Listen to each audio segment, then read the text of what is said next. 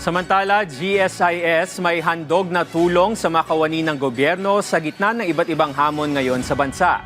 Kung ano yan at paano mag-apply dyan, silipin sa Sentro Balita ni Christine Bornolia sa Baway.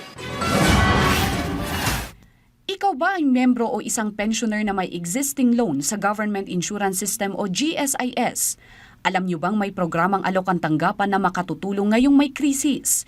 Ito ang GSIS Balikginhawa Program na alok para sa mga empleyado ng pamahalaan. Layunin ng GSIS Balikginhawa na isang modified loan moratorium na ibalik ng GSIS ang 3 buwang ibinayad mo sa iyong loan na magsisimula noong December 2025 hanggang February 2026. Ito po yung Balikginhawa program na makakatugon po sa panawagan ni President Ferdinand Marcos. Ito po ay ma-refund po ang loan amortizations ng ating miyembro, yung kanilang loan amortizations mula December 2025, January 2026 at February 2026. Pwedeng mag-apply sa pamamagitan ng GSIS Touch mobile app. Mag-login lamang at pumunta sa Members Request Form for Loans. Piliin ang loan moratorium sa pamamagitan ng refund. Piliin kung anong uri ng loan ang nais mong ipa-refund. At pagkatapos ay pindutin lamang ang Submit button.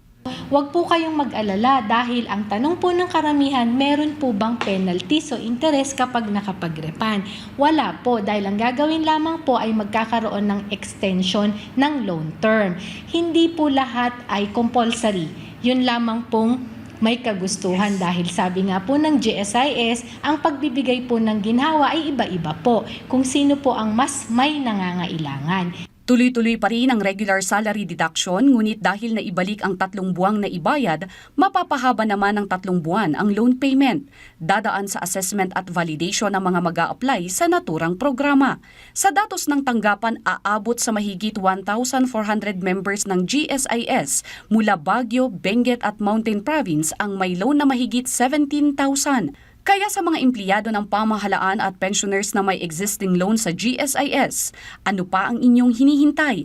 Mag-apply na sa GSIS Balikginhawa. Christine Bornolia sa Baway para sa Pambansang TV sa Bagong Pilipinas.